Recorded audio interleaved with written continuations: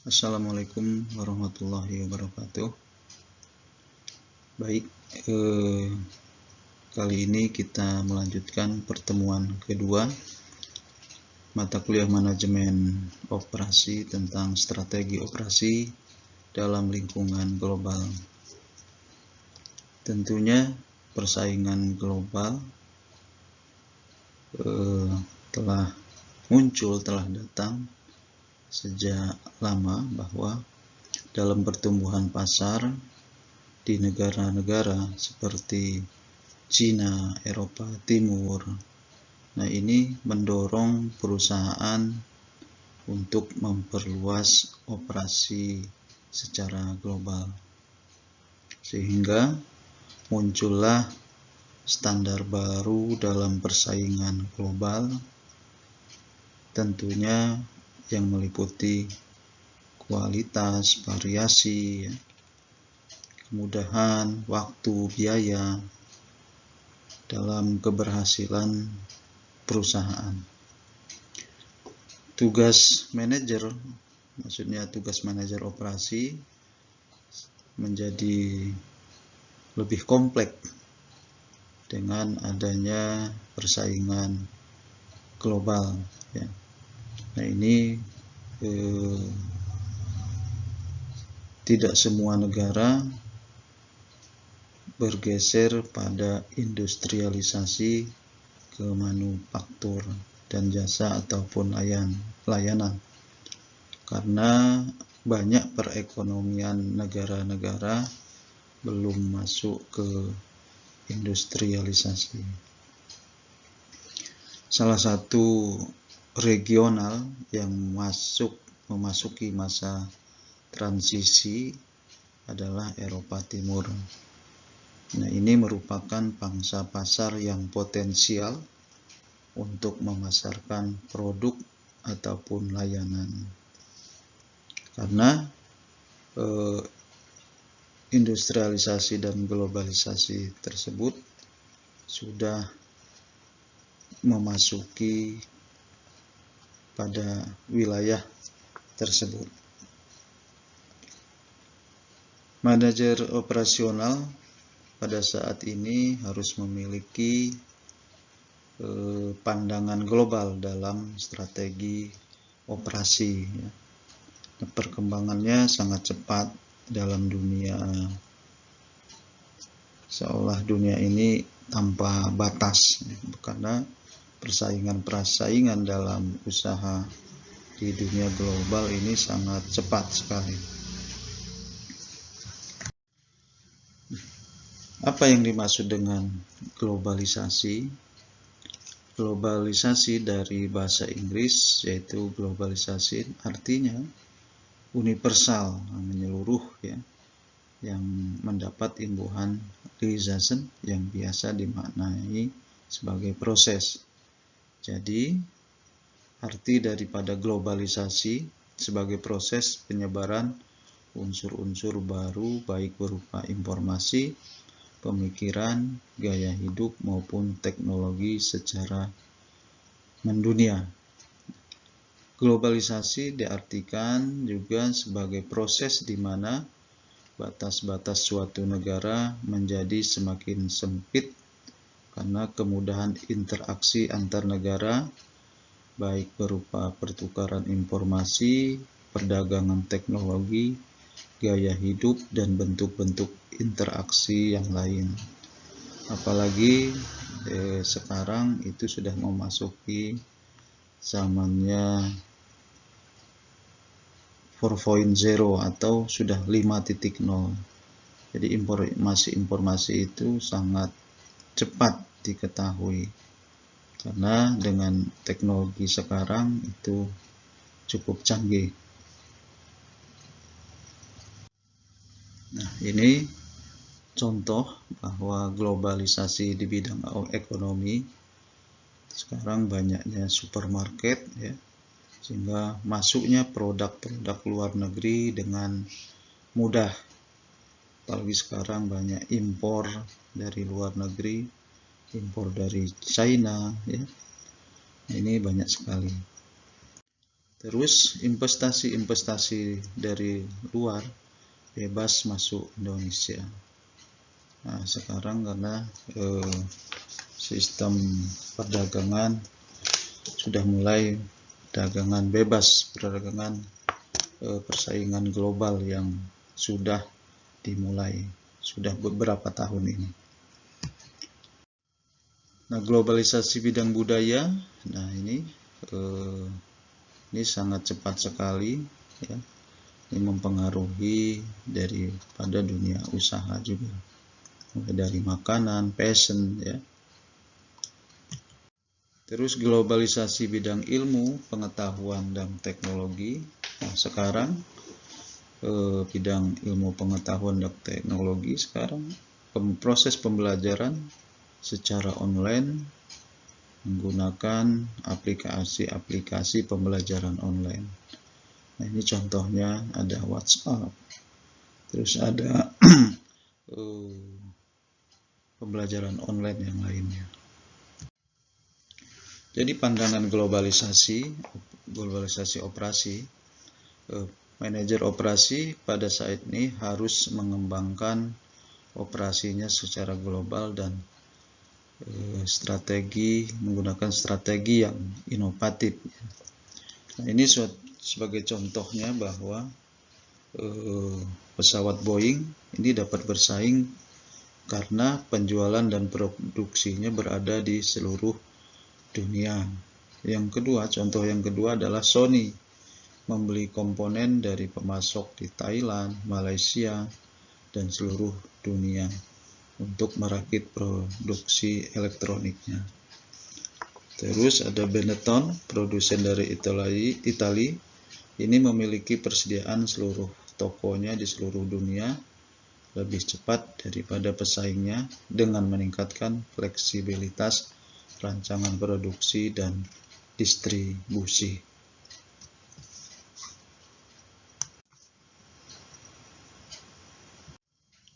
Jadi dengan contoh tadi di atas bahwa banyak alasan mengapa sebuah operasi bisnis domestik memutuskan untuk berkembang menjadi internasional, ya.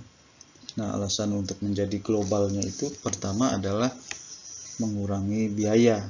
Mengurangi biaya itu contohnya adalah biaya buruh, pajak, tarif, ya, dan lain-lain. Nah, ini lokasi di tempat lain atau asing dengan upah pekerja, pajak, dan tarif yang lebih rendah dapat membantu menurunkan biaya. Ini terkaitan dengan mengurangi biaya buruh, pajak, sehingga bisa menurunkan biaya. Yang kedua adalah memperbaiki rantai pasokan. Nah, seringkali dapat diperbaiki dengan menempatkan fasilitas di negara di mana sumber daya tertentu itu berada, ya. Sumber daya tertentu, ya, contohnya adalah keahlian, kerja, bahan baku, itu untuk memperbaiki rantai pasokan. Yang ketiga adalah menghasilkan barang dan pelayanan yang lebih baik, ya. Menghasilkan barang dan pelayanan yang lebih baik. Nah, ini maksudnya kita menyediakan barang dan jasa yang lebih baik. Nah, tentunya dibutuhkan pemahaman yang lebih baik juga akan budaya setempat. Nah, ini berkaitan dengan budaya, sehingga perusahaan dapat mengkhususkan barang dan jasanya untuk memenuhi kebutuhan yang sesuai dengan budaya tempat pemasaran. Nah, suatu perusahaan mengeluarkan produk di Indonesia berbeda dengan di Eropa. Nah, artinya apa? Harus mengetahui pemahaman atau budaya setempat. Yang berikutnya adalah memahami pasar. Nah, memahami pasar ini merupakan operasional internasional yang membutuhkan interaksi dengan pelanggan asing. Interaksi dengan baik pelanggan asing, pemasok, dan pesaing bisnis lain. Nah, ini memahami pasar dengan menarik pasar baru, ya.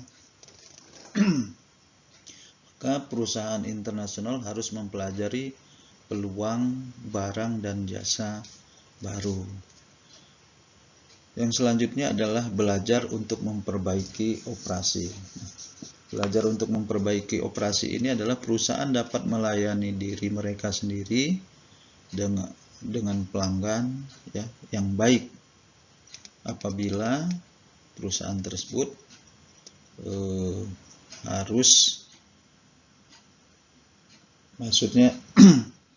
perusahaan tersebut harus bersikap terbuka terhadap ide baru, ya.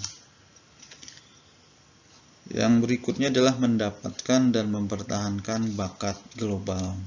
Nah, organisasi global ini dapat menarik dan mempertahankan karyawan yang baik dengan menawarkan peluang kerja yang lebih baik. Mengembangkan misi dan strategi. Dalam dunia operasi, untuk keberhasilan suatu perusahaan harus mempunyai misi dan strategi. Bagaimana membangun misi dan strategi? Nah, manajemen operasi yang efektif harus mempunyai misi, ya. Semua perusahaan harus mempunyai misi, sehingga kita harus tahu kemana arah dan tujuan dan sebuah strategi suatu perusahaan. Sehingga apa? Caranya untuk mencapai misi tersebut, bahwa misi organisasi tujuannya adalah apa yang akan disumbangkan kepada masyarakat. Nah, atau menunjukkan ke arah mana organisasi akan melangkah. Nah, itu misi. Nah, misi juga bisa menjadi pembatas. Nah, bisa juga fokus organisasi ataupun konsep di mana organisasi akan melakukan kegiatan, ya. Nah, misi organisasi harus ditetapkan oleh masing-masing departemen fungsional, baik itu pemasaran, produk, operasi, ya, dan lain-lain. Nah, ini dapat pula menentukan misi sebagai misi penunjang. Nah, contohnya, misi manajemen operasi menghasilkan produk-produk yang sejalan dengan misi perusahaan sebagai produsen kelas dunia dengan biaya rendah. Yang kedua adalah strategi. Strategi ini merupakan rencana tindakan organisasi untuk mencapai misinya. Setiap wilayah fungsional mempunyai strategi untuk mencapai misinya dan membantu organisasi mencapai misi keseluruhan. Strategi ini memanfaatkan peluang dan kekuatan, menetralkan ancaman, serta menghindari kelemahan. Nah, ini adalah strategi.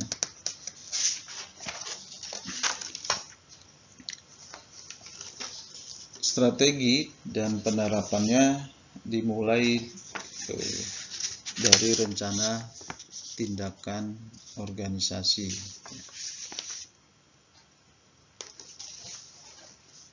Setelah misi ditetapkan, maka strategi dan implementasi dapat dimulai. Nah, strategi juga menunjukkan bagaimana organisasi akan bekerja untuk mencapai misi dan tujuan-tujuannya, atau merupakan action plan, ya, rencana organisasi untuk mencapai misinya. Ada beberapa konsep strategi, ya, untuk mencapai misi. Pertama ada diferensiasi, cost leader, dan respon yang cepat. Nah, itu merupakan strategi. Baik, selanjutnya adalah strategi untuk keunggulan kompetitif. Ada 3 langkah utama yang dilakukan perusahaan untuk mencapai strategi keunggulan kompetitif. Langkah pertama adalah menganalisis lingkungan. Nah, ini dengan cara mengidentifikasi kekuatan, kelemahan, peluang, dan ancaman, dan memahami lingkungan, pelanggan, industri, dan pesaing, atau menentukan SWOT, ya. Yang kedua, menetapkan misi perusahaan. Nah, menetapkan misi perusahaan ini menetapkan alasan keberadaan perusahaan dan identifikasi nilai produk yang akan diciptakan oleh perusahaan. Yang ketiga adalah membentuk strategi. Nah, tujuannya membentuk strategi adalah untuk membangun keunggulan bersaing seperti harga yang murah, fleksibilitas rancangan atau isi, mutu, penghantaran yang cepat, ketergantungan, jasa purna jual, atau lini produk yang luas. Nah, ini 3 langkah utama dalam strategi untuk keunggulan kompetitif. Nah, ada 3 strategi manajer operasi untuk mencapai misi. Yang pertama adalah differentiation atau bersaing pada perbedaan. Yang kedua, cost leadership, bersaing pada biaya. Yang ketiga, rapid response, bersaing pada respon cepat, ya. Nah, ini keunikannya dapat melalui karakteristik fisik maupun atribut jasa yang ditawarkan kepada konsumen, sehingga konsumen mempersepsikan sebagai nilai. Oke. Jadi diferensiasi adalah tentang bagaimana membuat keunikan, peluang dalam menciptakan keunikan tidak berada pada kegiatan atau fungsi pokok perusahaan, tetapi dapat muncul dari apa yang dilakukan perusahaan. Jadi diferensiasi dapat diciptakan pada setiap karakteristik fisik ataupun atribut pelayanan dari produk yang dihasilkan perusahaan yang berpengaruh pada nilai konsumen, ya. Contohnya lokasi distribusi produk, delivery produk atau jasa, reparasi, dan lain sebagainya. Nah, bersaing pada biaya atau cost leadership, ya. Nah, ini untuk mencapai nilai maksimum. Tujuannya untuk mencapai nilai maksimum yang diinginkan pelanggan, tetapi dengan kualitas yang memadai. Nah, ini merupakan strategi biaya rendah, ya. Strategi biaya rendah. Strategi biaya rendah tidak berarti nilai rendah atau kualitas rendah. Yang ketiga adalah bersaing dengan respon. Bersaing dengan respon ini melalui keseluruhan nilai yang terkait dengan pengembangan dan penghantaran barang yang tepat waktu, ya, tepat waktu, penjadwalan yang diandalkan, serta kinerja yang fleksibel, ya, fleksibel. Nah, respon fleksibel atau kinerja yang fleksibel ini diartikan kemampuan mengantisipasi perubahan di pasar dalam hal inovasi.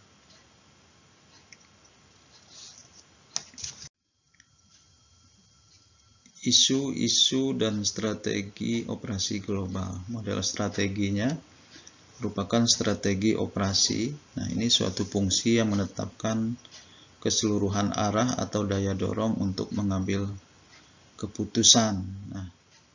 Nah, visi ini diintegrasikan dengan strategi bisnis. Jadi, strategi operasi bisa diintegrasikan dengan strategi bisnis ataupun strategi perusahaan. Nah, strategi bisnis merupakan bagaimana bisnis tertentu bersaing. Banyak perusahaan ataupun sekelompok bisnis yang saling berhubungan. Ya, setiap kelompok bisnis dikenal dengan yang namanya unit strategis atau definisi. Setiap bisnis perlu menemukan dasar persaingan sendiri berdasarkan segmen pasar dan produk tertentu yang telah diputuskan untuk memasuki pasar tersebut. Nah, sehingga kemampuan dalam operasi suatu perusahaan dapat membuat strategi bisnis tertentu menjadi pilihan yang jelas. Jadi, strategi operasi juga dapat mempengaruhi strategi bisnis. Demikian juga sebaliknya. Yang kedua adalah analisis eksternal. Nah, ini meliputi analisa mengenai kebutuhan konsumen, teknologi baru, perubahan sosial, ekonomi, persaingan, perubahan undang-undang, politik, ya, merupakan analisis eksternal. Sedangkan analisis internal, nah ini meliputi tentang berbagai input yang digunakan perusahaan seperti bahan baku, tenaga kerja, ya, manajemen, serta kondisi di dalam perusahaan yang bersangkutan. Nah, ini merupakan isu dan strategis operasi global, yaitu menggunakan model strategi ada 3, ya. Strategi operasi ini merupakan strategi perusahaan atau strategi bisnis. Yang kedua analisis eksternal, yang ketiga adalah internal. Nah, ini strategi operasional global. Gambarannya seperti ini. Oke, sesuai dengan gambaran yang di atas tadi terdiri dari strategi internasional. Nah, strategi internasional ini menggunakan ekspor dan lisensinya untuk memasuki pasar global, ya, ciri-cirinya. Strategi ini tingkat tanggapan lokalnya lebih rendah karena mengekspor atau mengerjakan lisensi, keuntungan dari efisiensi biaya sedikit karena menggunakan proses produksi yang tidak dekat dengan pasar barunya. Yang kedua adalah strategi multi domestik. Nah, ini ciri-cirinya adalah strategi ini merupakan keputusan tersebar di setiap negara untuk meningkatkan penanggapan lokal dengan membagi kewenangan atau desentralisasi, yang berarti memberi otonomi yang cukup berarti. Nah, cara yang dilakukan dengan mendirikan perusahaan cabang, menyediakan waralaba, atau usaha patungan yang mandiri. Contohnya, strategi multi domestik adalah perusahaan yang menggunakan strateginya itu McDonald, KFC, ya. Terus strategi global. Strategi global cirinya adalah ini merupakan keputusan yang terdesentralisasi, di mana kantor pusat mengkoordinasikan standarisasi dan pembelajaran di antara fasilitas. Nah, strategi ini diterapkan pada saat perusahaan fokus efisiensi biaya, tetapi respon lokalnya rendah. Contohnya perusahaan Caterpillar. Yang selanjutnya adalah strategi transnasional. Nah, ini strategi menggabungkan keuntungan dan efisiensi skala global dengan respon lokal. Nah, strategi ini menjelaskan kondisi di mana segala input baik material, tenaga kerja maupun pemikiran keluar dari batasan nasional. Perusahaan yang menggunakan strategi ini, aktivitas utamanya tidak terpusat di perusahaan induk, tetapi tiap cabang melaksanakan tugasnya sendiri dan terfokus sehingga efisiensi dan fleksibel dalam jaringan saling terkait. Contohnya adalah Nestle, Reuters, dan Citicorp. Nah, ini keempat strategi.